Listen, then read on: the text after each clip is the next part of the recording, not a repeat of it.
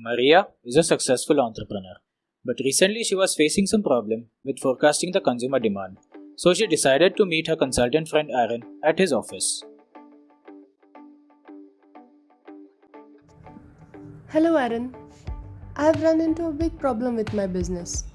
Without a doubt, there have been shifts in consumer behavior. The pandemic has changed the way demand behaves, and I'm losing out on sales. What do I do? Please help. Sure, demand forecasting concepts and tools will help you. Welcome to Force Edu, a place where all business and supply chain enthusiasts come for a weekly dose of knowledge. If you have not yet subscribed to our channel, you're missing out on value-adding content.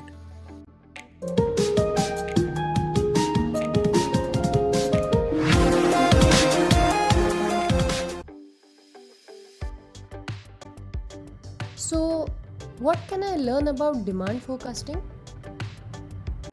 Oh, that is an interesting question. Since forecasting customer demand can be tricky, several corporations use the demand forecasting concepts in their marketing strategy. Nice. What are these tools?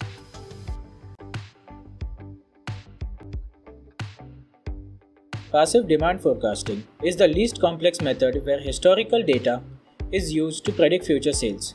This is a simple method of linear forecasting where oranges are compared to oranges. Active demand forecasting is a model used by companies or products in a growth phase. This model utilizes and considers information such as expansionary plans, market campaigns, economic outlooks, and intensive market research. Startups with lower historical data may employ these.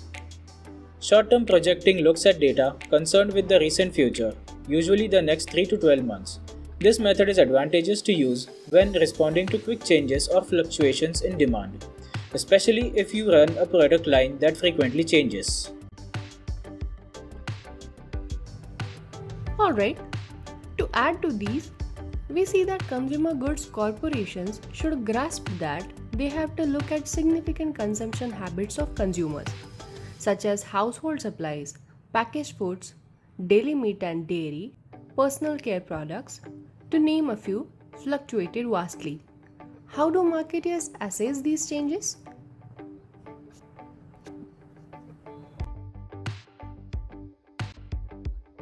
Such a great point. There are many tools of choice, and these are the most popular ones. Long-term projecting can help you make decisions about the future period of 1 to 4 years. The data is usually based partly on market research and partly on historical sales data. External macro forecasting utilizes macroeconomic trends pertaining to a broader economy. The model figures out how these trends influence your goals. Internal business forecasting uses insights from your internal teams and tries to figure out inefficiencies to derive limitations. These models include analysis of profit margins, supply chains, cash flows, and personnel.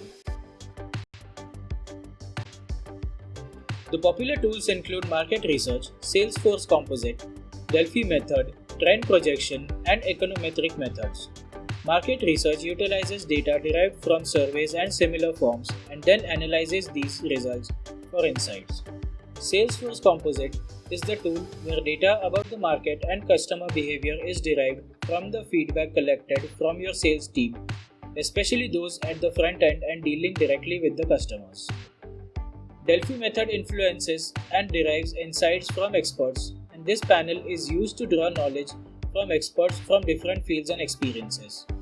Trend projection utilizes historical sales data to project and predict future sales. Econometric models successfully combine data from sales and external market forces to derive a mathematical model for predicting future demand. This will include number crunching, and successful models may look for and derive relations between broad economic factors. Wow, that is a lot of useful concepts and tools. This will surely help me grow my business. Thank you, Aaron. And you guys out there, thank you for watching this video. To know more about softwares and tools used in supply chain management, stay tuned to our